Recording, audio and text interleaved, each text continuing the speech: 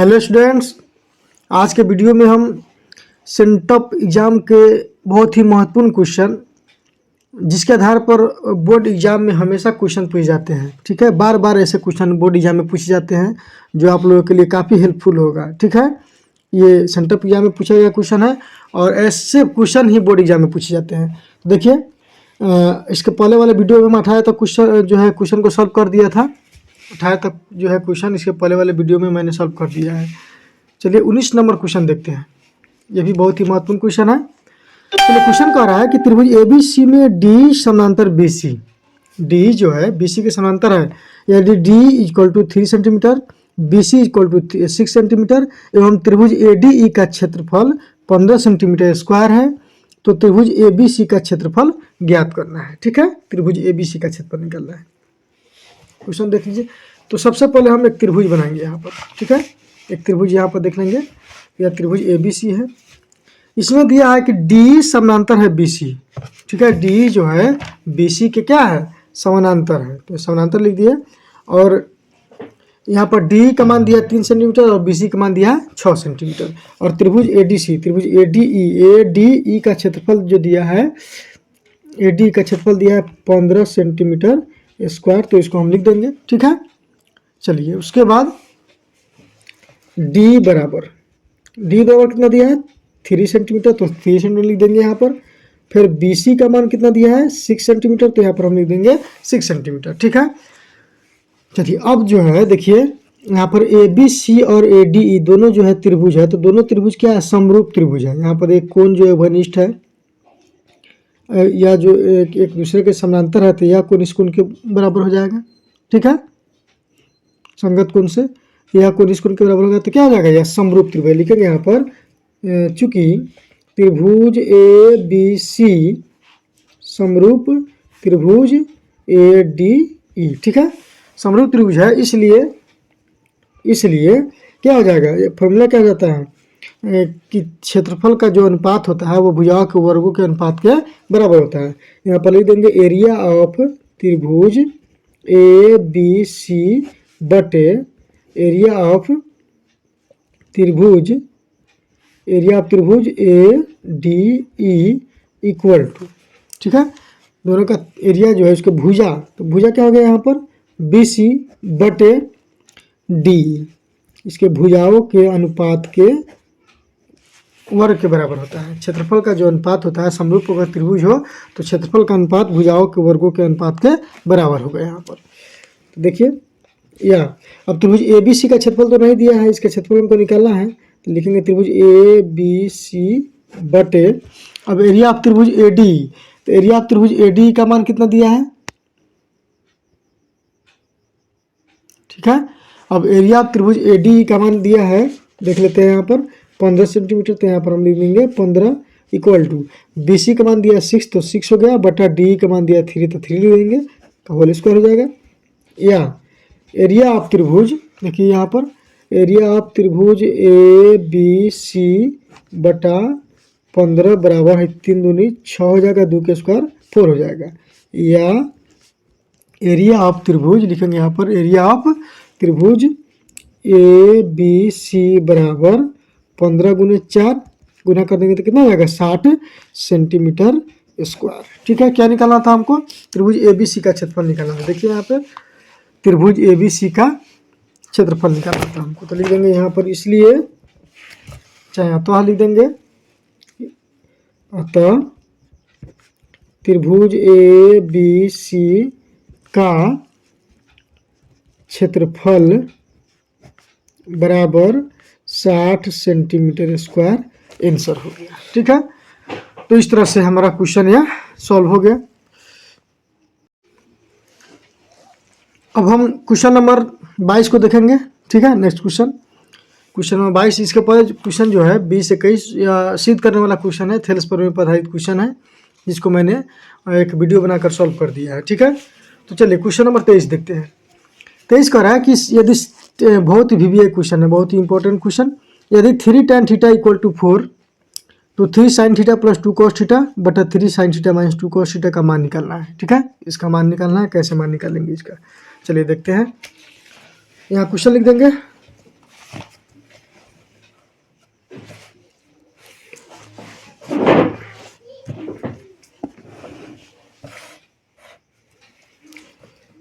चूँकि 3 tan theta equal to दिया है 4, ठीक है। क्या दिया है? 3 tan थीटा इक्वल टू 4 दिया है। चलिए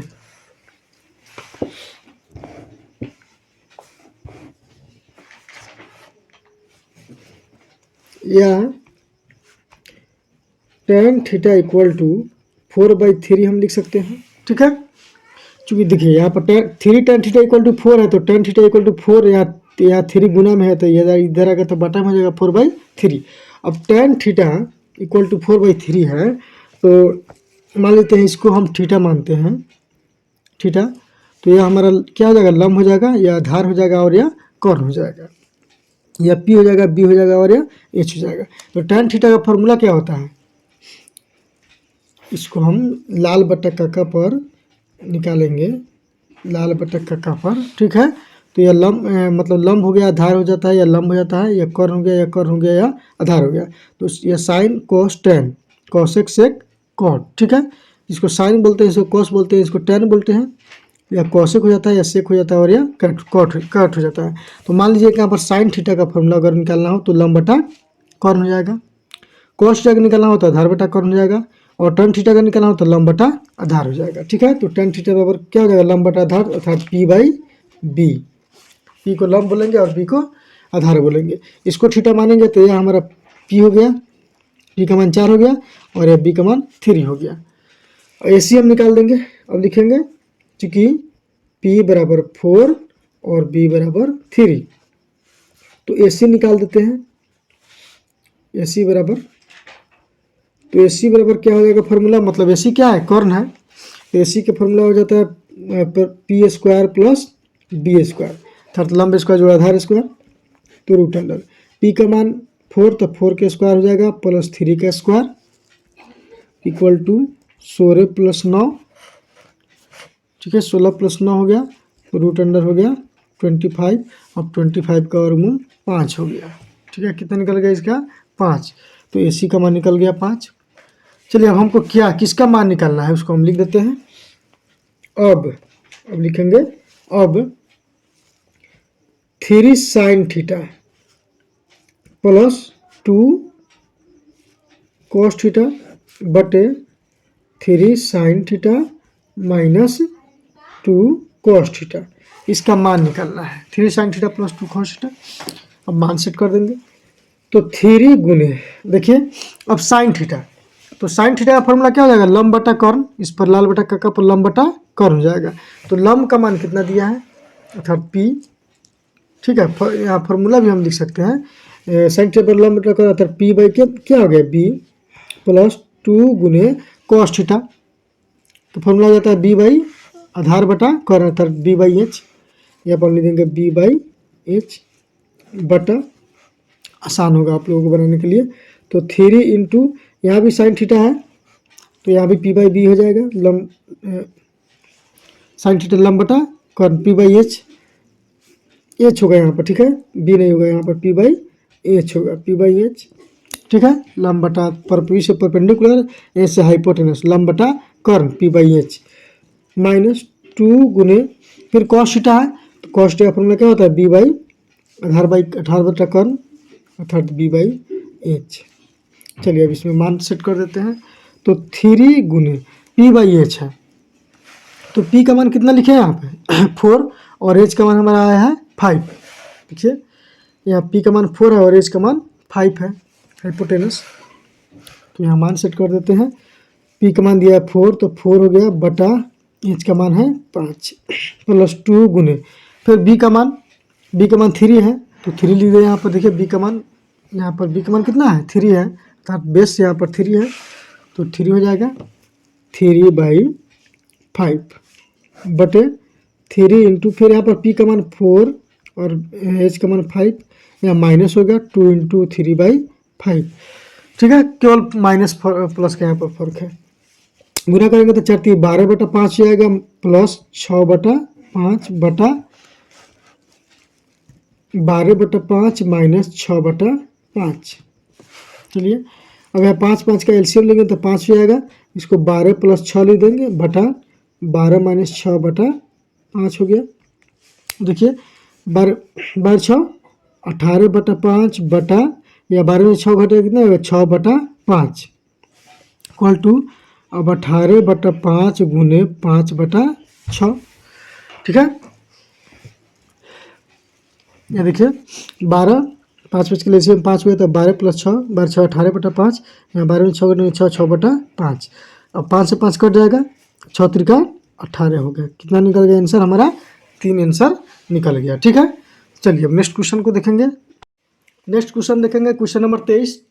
इसमें सिद्ध करना है। ठीक है, दिया है सिद्ध करें कि cos 12 degree into cos 38 degree into cos 52 degree into cos 60 degree into cos 78 degree equal to 1/√3, यह सिद्ध करना है। ठीक है, यह त्रिकोणमिति का क्वेश्चन है, बहुत ही ज़बरदस्त क्वेश्चन, और ऐसे क्वेश्चन ही बोर्ड एग्जाम में पूछ जाते हैं। ठीक है, तो इसको देखते हैं। चलिए पहले क्वेश्चन क्या है उसको हम यहाँ पर लिखेंगे। दिया है यहाँ पर cot 12 degree into cot 38 degree into cot 52 degree into cot 60 degree into cot 78 degree equal to 1/√3। ठीक है, यह क्वेश्चन है। cot 12 cot 38 cot 52 cot 60 cot 78, तो यहाँ पर लिखेंगे हम LHS से। LHS से सिद्ध करके जो है LHS जो है RHS के बराबर कर देना होता है। तो LHS जो है cot 12 degree into cot 38 degree into cot 52 degree into cot 60 degree into cot 78 degree. ठीक है, ये हमारा LHS है। तो चलिए सबसे पहले हम दो अंक को लेंगे और दोनों को 90 डिग्री, इसमें 90 पर जो है फॉर्मूला बनता है, तो 90 आना चाहिए। दो अंक को एक लगे हम एक लगा कर देंगे, एक जगह कर देंगे उसको। तो 12 और 78 को जोड़ेंगे तो 8 2 10 7 8 1 9 90 हो जाएगा, और 38 को 52 को जोड़ेंगे तो 8 2 10 5 3 1 90 हो जाएगा। चलिए यहाँ पर लिख देंगे हम cot 12 degree into cot 78 degree, फिर इंटू लिखेंगे cot 38 degree into cot 52 degree into cot 60 degree. ठीक है, बाद वाला को लिख दिया हम बराबर। अब देखिए cot 12 और 78 को जोड़ेंगे तो कितना आ जाएगा? 90 आ जाएगा। तो इसको हम लिख सकते हैं cot 90 डिग्री माइनस 78 डिग्री। ठीक है, cot 90 माइनस 78 घटाएंगे तो आ जाएगा 12 इंटू यहाँ पर हम लिख देंगे cot 78 डिग्री। इसको भी हम लिख सकते हैं cot 90 माइनस 52 घटाएंगे तो 38 आएगा into cot 52 degree into cot हो गया 60 डिग्री इक्वल टू। अब देखिए अब यहाँ पर जो है cot 90 माइनस थीटा का फॉर्मूला क्या होता है? cot 90 माइनस थीटा का फॉर्मूला tan थीटा होता है। जितने भी फॉर्मूला है उसको आप लोग जरूर याद कर लेंगे। ठीक है, तो cot 90 माइनस थीटा का फॉर्मूला होता है tan थीटा। तो यहाँ पर लिख देंगे tan 78 degree into cot 78 degree into फिर cot 90 माइनस 52 डिग्री है, 90 माइनस थीटा tan थीटा हो जाएगा। तो tan 52 degree into cot 52 degree into cot 60 degree. ठीक है, अब देखिए tan theta into cot theta, theta का मान तो 78 डिग्री है, तो tan theta into cot theta का फॉर्मूला क्या होता है? 1 होता है गुने। फिर यहाँ पर tan थीटा है cot थीटा है, tan theta into cot theta का फॉर्मूला 1 होता है, फिर गुने। अब cot 60 डिग्री, cot 60 डिग्री का फॉर्मूला क्या होता है? तो cot 60 डिग्री का फॉर्मूला होता है 1/√3। ठीक है, तो सबको गुना करेंगे तो कितना आ जाएगा? 1/√3 बराबर RHS। यही हमको प्रूव करना था, इसलिए देखते यहाँ पर LHS बराबर RHS प्रूव्ड। ठीक है, देखिए 1/√3 जो है लास्ट RHS में लाना था, तो इस तरह से इसको हम सॉल्व कर देंगे। यह बहुत ही महत्वपूर्ण क्वेश्चन है। चलिए नेक्स्ट क्वेश्चन को देखते हैं। चलिए नेक्स्ट क्वेश्चन नंबर 24 है। देखिए क्वेश्चन नंबर 24 कह रहा है कि सिद्ध करें कि cosec theta minus cos theta का whole square equal to 1 minus cos theta बटा 1 प्लस cos थीटा। इसको भी सिद्ध करना है। चलिए इस क्वेश्चन को देखते हैं। 24 नंबर क्वेश्चन है, देखिए cosec theta minus cot theta का whole square equal to 1 minus cos theta बटा 1 प्लस कॉस थीटा हमको सिद्ध करना है। यहाँ पर हम लिख देंगे LHS से, ठीक है, LHS से cosec theta minus cot theta का होल स्क्वायर, LHS में दिया है। चलिए इसको हम तोड़ करके जो है RHS के बराबर करेंगे। तो कॉसेक थीटा का फॉर्मूला होता है 1 बाई साइन थीटा, ठीक है, कॉसेक थीटा को लिख देंगे हम 1 बटा sine theta, minus cot theta का फॉर्मूला होता है कॉस थीटा बटा साइन थीटा, अब इसका होल स्क्वायर। अब देखिए और यहाँ पर साइन का एलसीएम कितना हो जाएगा, साइन थीटा हो जाएगा।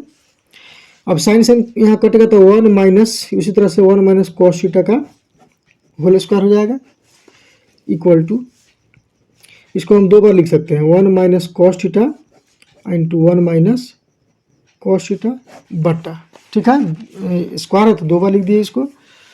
अब साइन थीटा का यहाँ होल स्क्वायर है तो साइन स्क्वायर थीटा हो जाएगा, चूँकि यहाँ दोनों पर स्क्वायर है तो यहाँ साइन स्क्वायर थीटा हो जाएगा।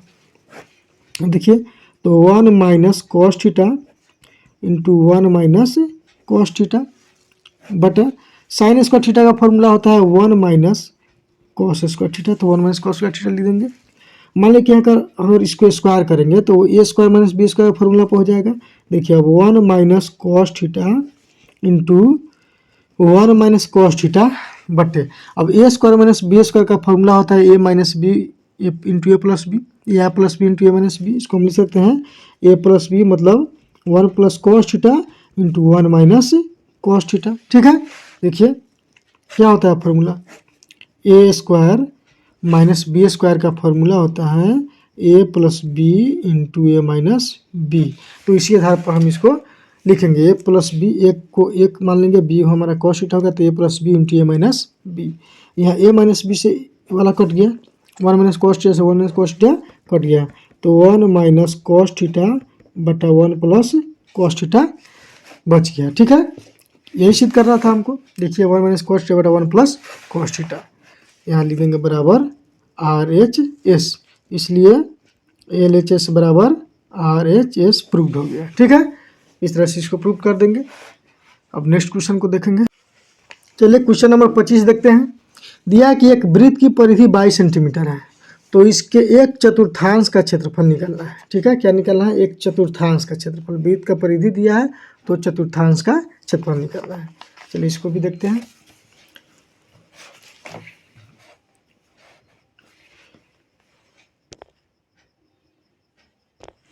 यहाँ पर हम लिखेंगे दिया गया है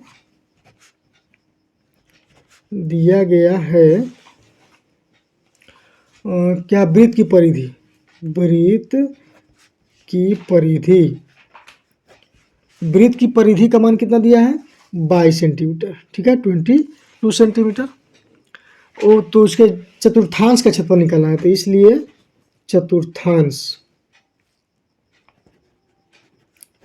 चतुर्थांश का क्षेत्रफल बराबर वाट। तो सबसे पहले चतुर्थांश क्षेत्रफल कब निकलेगा, इसका त्रिज्या मालूम होगा। चतुर्थांश क्षेत्रफल का फॉर्मूला क्या होता है 1/4 पाई आर स्क्वायर, ठीक है, या थीटा बटा 360 गुने पाई आर स्क्वायर होता है। तो 1/4 पाई आर स्क्वायर, थीटा का मान यहाँ पर जो है 90 डिग्री हो जाता है, चूँकि अर्धवृत्त होता है, इस चतुर्थ 4 भागों में इसको बांटना होता है, ठीक है, तो इसलिए 1/4 पाई आर स्क्वायर हो जाता है। यहाँ पर लिखेंगे चूँकि वृत्त की परिधि बराबर फॉर्मूला होता है 2 पाई आर लिख देंगे, या परिधि का मान कितना दिया है 22, तो 22 बराबर 2 गुने पाई का मान 22 बटा 7 गुने आर हम रख देंगे। देखिए या 22 इक्वल टू 44 गुने आर बटा 7 हो जाएगा। या देखिए अब 44 गुने आर बराबर हो जाएगा 22 गुने 7, या आर बराबर 22 गुने 7 बटा 44, ठीक है, तो 22 दूना 44 बराबर हो गया 7 बटा 2, तो आर का मान कितना लगेगा 7 बटा 2। अब लिखेंगे इसलिए वृत्त के चतुर्थांश का क्षेत्रफल बराबर 1/4 पाई आर स्क्वायर हो जाएगा, ठीक है, बराबर 1/4 गुने पाई का मान हो जाएगा 22/7 गुने आर का मान दिया है 7/2, तो 7/2 गुने 7/2, चूँकि पाई आर स्क्वायर है तो स्क्वायर है, इसलिए इसको हम 2 बार लिखेंगे। काट देंगे इसको, 7 7 कट गया, फिर 2 से कट जाएगा 11। अब कटने वाला है कि नहीं, नहीं कटने वाला है, तो यहाँ पर क्या लिख देंगे, 77/4 दूना 8, कितना आ गया 77/8, यही हमारा आंसर हो जाएगा। दशमलव में इसको हम बदल सकते हैं, तो 77/8 सेंटीमीटर स्क्वायर हमारा आंसर हो गया। ठीक है, चलिए क्वेश्चन नंबर 26 को देखते हैं। क्वेश्चन नंबर 26 है कि एक 14 सेंटीमीटर लंबे के लंब वृत्तकार बेलन का आयतन 11 सेंटीमीटर के किनारे पर बनाए गए घन के आयतन के बराबर है।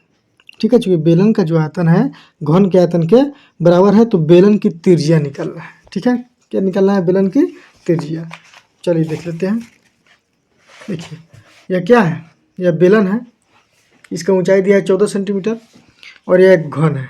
इसका क्या दिया, आधार किनारा जो है घन का किनारा, इसका मान दिया है 11 सेंटीमीटर। तो यहाँ पर लिखेंगे दिया गया है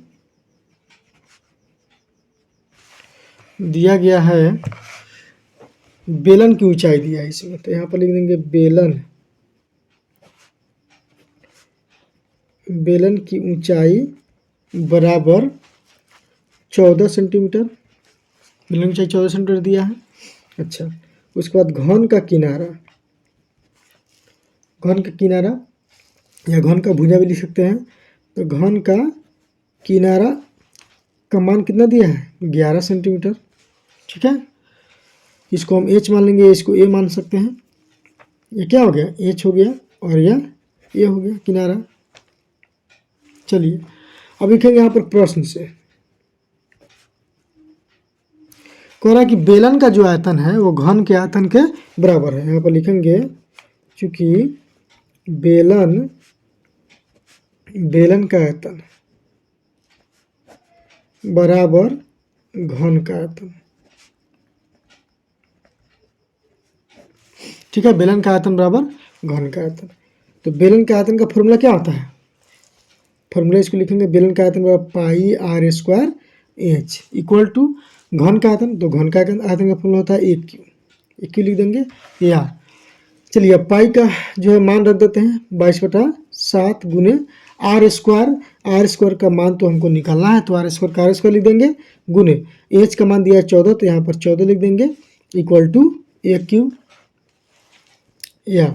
यह हो जाएगा 7 से कट जाएगा, 7 दूनी 14, इसको कटाएंगे तो हो जाएगा ए क्यू का मान दिया है 22×44 गुने आर स्क्वायर इक्वल टू, अब ए का मान कितना दिया है, यहाँ पर घन का किनारा का मान दिया है 11 सेंटीमीटर, यहाँ पर 11 हो जाएगा, 11 क्यू मतलब 11 गुने 11। ठीक है, या अब आर स्क्वायर इक्वल टू 11 गुने 11, चूँकि 1 का पावर 3 है, तो ये 11 का पावर 3 हो जाएगा, तो इसको 3 बार लिख देंगे, 11 गुने 11 बटा 44 हो जाएगा। काट देंगे 11 चौको 44। ठीक है, कितना गया, 11 गुने 11/4 या। अब आर बराबर देखिए यहाँ पर चूँकि आर स्क्वायर है, तो आर बराबर हो जाएगा √11 गुने 11/2 गुने 2 लिख सकते हैं इसको हम या। अब देखिए यहाँ पर 11 इसका जोड़ा लग गया, इसको हम लिख सकते हैं 11 का स्क्वायर बटा 2 का स्क्वायर। ठीक है, तो चूँकि वर्गमूल में क्या होता है 2 का जोड़ा लगाना होता है, तो इसमें जोड़ा लग गया, तो 11/2 इसका आंसर हो जाएगा। तो इसलिए क्या निकालना था हमको, बेलन की त्रिज्या, तो इसलिए लिखेंगे यहाँ पर बेलन की त्रिज्या बराबर, काट देंगे इसको, कितना हो जाएगा 2 × 10 5.5, 5 हो गया 10 1। ठीक है, कितना गया 5.5, बेलन की त्रिज्या का माना गया 5.5 सेंटीमीटर, आंसर हो गया। ठीक है, इस तरह से बेलन की त्रिज्या निकाल लेंगे। ठीक है, नेक्स्ट क्वेश्चन को देखेंगे। चलिए क्वेश्चन नंबर 27 को देखते हैं। दिया है कि 8 सेंटीमीटर त्रिज्या वाले एक ठोस गोले से 1 सेंटीमीटर त्रिज्या वाली कितनी ठोस गोलियां बनाई जा सकती है। ठीक है, एक ठोस गोला है, ठीक, जिसका त्रिज्या कितना दिया 8 सेंटीमीटर, तो उसे 1 सेंटीमीटर त्रिज्या वाली कितनी गोलियां बनाई जा सकती है। ठीक है, तो ऐसे क्वेश्चन में क्या करते हैं, दोनों का आयतन निकाल लेते हैं और आयतन निकाल करके जो है दोनों को अनुपात निकाल देते हैं, अर्थात उसको भाग देते हैं, तो हमें गोलियों की संख्या निकल जाती है। तो यहाँ पर लिखेंगे ठोस, लिखेंगे ठोस गोले। ठीक है, ठोस गोले की त्रिज्या, ठोस गोले की त्रिज्या, चूंकि बड़ा गोला है तो इसके त्रिज्या को हम आर लिख देते हैं। ठीक है, क्या मान लेंगे, इसको हम आर मान लेते हैं। तो ठोस गोले की त्रिज्या आर इक्वल टू हो जाएगा, दिया है 8 सेंटीमीटर, तो ठोस गोले की त्रिज्या हो गया 8 सेंटीमीटर। अच्छा, उसके बाद दिया है गोली, गोली है तो लिखेंगे यहाँ पर गोली की त्रिज्या, तो इसको हम छोटा आर लिख देते हैं, छोटा आर स्मॉल आर। बड़े गोले की त्रिज्या है तो कैपिटल आर लिख देंगे, छोटे गोले की त्रिज्या है तो आर लिख देंगे, स्मॉल आर लिख देंगे। तो छोटे गोले की त्रिज्या का मान दिया है 1 सेंटीमीटर, इसका त्रिज्या 1 सेंटीमीटर। तो कह रहा है कितनी ठोस गोलियां बनाई जा सकती है, गोलियों की संख्या इसमें निकालना है। लिखेंगे यहाँ पर, इसलिए गोलियों की संख्या, गोलियों की संख्या इक्वल टू, तो ठोस गोला है तो ठोस गोला का आयतन यहाँ पर लिख देंगे हम, ठोस गोला का आयतन, गोली की संख्या निकालना है तो लिखेंगे ठोस गोला का आयतन बटा गोली का आयतन,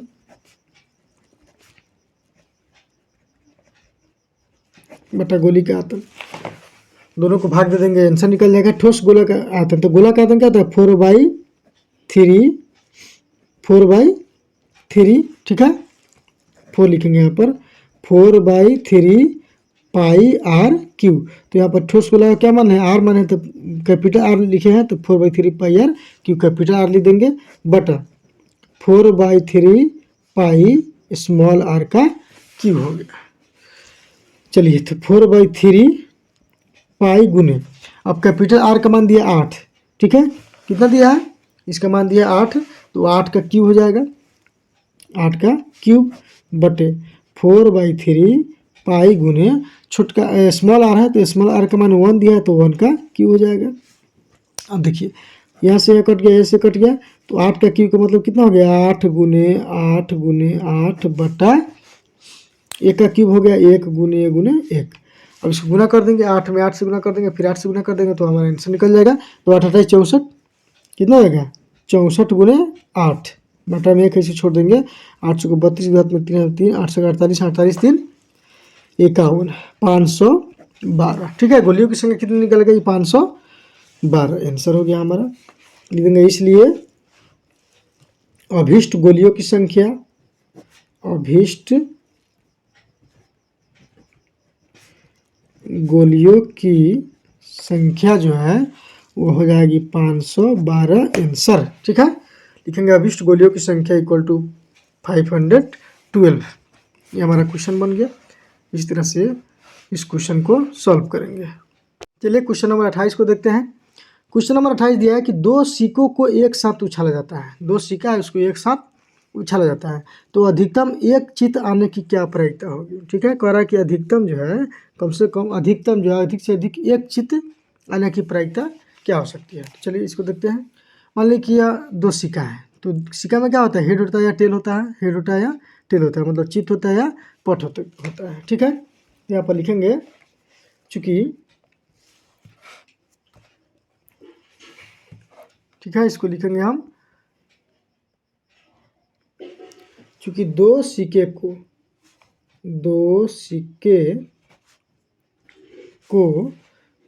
को एक बार उछाला जाता है, एक बार उछाला जाता है। ठीक है, 2 सिक्कों को एक बार उछाला जाता है, तो इसलिए कुल परिणाम, तो कुल परिणाम कितना आ जाएगा, अगर 2 सिक्कों को एक बार उछालेंगे, 2 सिक्का है तो कुल परिणाम इसका कितना आ सकता है। तो इसका ट्रिक हम बताएं कि अगर 2 सिक्का है तो 2 का स्क्वायर कर देना है। ठीक है, 2 का स्क्वायर 4 हो जाएगा। अगर 3 सिक्का है तो 2 के पावर 3 कर देंगे। ठीक है, 8 हो जाएगा। तो तो यहाँ पर 2 सिक्का है, तो कुल परिणाम 4 4 कैसे आएगा? तो मान लीजिए कि एक सिक्का है, इसमें हेड आ गया और उसमें टेल आ गया, ठीक है। इसमें अगर हेड आ गया, उसमें भी हेड आ गया, ठीक है। चलिए मान लेते हैं कि इसमें टेल आ गया और उसमें भी टेल आ गया, ऐसा हो सकता है। या अगर पहला सिक्का में टेल आ गया, दूसरे सिक्का में हेड आ गया, ठीक है। और कुछ भी आ सकता है इसमें, देखते हैं थोड़ा सा। टेल टेल हेड हो गया, टेल हेड हेड टेल, तो 4 ही आ सकता है इसमें, ठीक है। तो कुल परिणाम बराबर कितना हो गया? 4 हो गया। तो कुल परिणाम हम देंगे यहाँ पर 4। अब देखिए, अब कह रहा है कि अधिकतम एक चित आने की प्रायिकता, तो यहाँ पर लिखेंगे अधिकतम, इसलिए अधिकतम एक चित आने की प्रायिकता। तो अधिकतम एक चित आने की क्या प्रायिकता होगी? तो अब बताइए, अधिकतम इसमें जो है, यहाँ भी हेड है, इसमें भी हेड है और इसमें भी हेड है। कुल परिणाम हो जाएगा कितना? 4। तो 1 2 3 हेड इसमें भी है, हेड इसमें भी है और हेड इसमें भी है। तो अधिकतम कह रहा है, अधिकतम कितना से कितना आ सकता है हेड? तो कुल परिणाम तो 4 है, तो 1 2 और 3 3 आ गया। अधिकतम हेड कितना आ गया? 3। तो 3 और बटा कुल परिणाम कितना है? 4, तो 4 लिख देंगे, ठीक है। तो अधिकतम एक चित आने की प्रायिकता हो जाएगी 3/4, ये हमारा आंसर हो जाएगा। चलिए अब देखते हैं क्वेश्चन नंबर 29 को। देखिए क्वेश्चन नंबर 29 कह रहा है के किन मानों के लिए द्विघात समीकरण x² minus 4kx plus k equal to 0 के मूल समान है, ठीक है। इसका मूल समान है तो k का मान निकालना है, ठीक है। चलिए क्वेश्चन नंबर इसको हम देख लेते हैं, 29 नंबर है। पहले द्विघात समीकरण क्या दिया है, मान लेते हैं px का मान दिया है x² minus 4kx plus k equal to 0, ठीक है। यह जो है द्विघात समीकरण है। तो सबसे पहले यहाँ पर लिखेंगे a बराबर 1 हो जाएगा, b बराबर -4k हो जाएगा और c बराबर k हो जाएगा, ठीक है। इसको लिख देंगे, चूँकि समीकरण का मूल समान है, समीकरण का मूल समान है, इसलिए d बराबर हो जाएगा 0, ठीक है। चूँकि समीकरण का मूल जो है अगर बराबर होता है तो d इक्वल टू क्या हो जाता है? 0 हो जाता है। और वास्तविक और अगर वास्तविक और क्या होगा? असमान अगर मूल होगा, वास्तविक और असमान, तो d इक्वल टू बड़ा हो जाता है। और कोई वास्तविक मूल नहीं होता, d इक्वल टू छोटा हो जाता है, ठीक है। इसको आप लोग जरूर याद रखेंगे। तो d मूल समान है तो d इक्वल टू 0 हो जाएगा। तो d बराबर फॉर्मूला क्या होता है? b² minus 4ac equal to 0 कर देंगे। या चलिए b का मान दिया -4k, तो -4k का whole square minus 4 into a का मान 1 दिया है और c का मान दिया है k इक्वल टू 0 हो गया। या चलिए इसको गुना कर देते हैं, तो हो जाएगा 16k² minus 4k equal to 0। या तो 16k इक्वल टू हो गया 4k, ठीक है। 16k इक्वल टू, या यहाँ पर जो है इसको हम इस तरह भी लिख सकते हैं, या 16k² minus 4k equal to 0, या यहाँ से हम 4k कॉमन निकाल लेंगे, ठीक है। 4k क्या करेंगे? कॉमन निकालेंगे, तो यहाँ बच जाएगा 4k माइनस 1 इक्वल टू 0 हो जाएगा। या 4k इक्वल टू 0, तो यहाँ k इक्वल टू 0/4 बराबर 0, k का मान कितना आ गया? 0 आ गया। फिर यहाँ पर लिख देंगे 4k माइनस 1 इक्वल टू 0, तो यहाँ 4k बराबर 1 हो जाएगा। यहाँ k बराबर हो जाएगा 1/4, 1/4। तो इसलिए k का मान हमारा कितना निकलेगा? k का मान 0 हो जाएगा या 1/4 हो जाएगा, ठीक है। दो इसका आंसर निकलेगा, k का मान 0 और 1/4 इसका आंसर हो जाएगा, ठीक है। तो इस तरह से इसको हल करेंगे, बराबर मूल है तो k का मान निकालना था, k का मान इसमें हम निकाल लिया। ठीक है।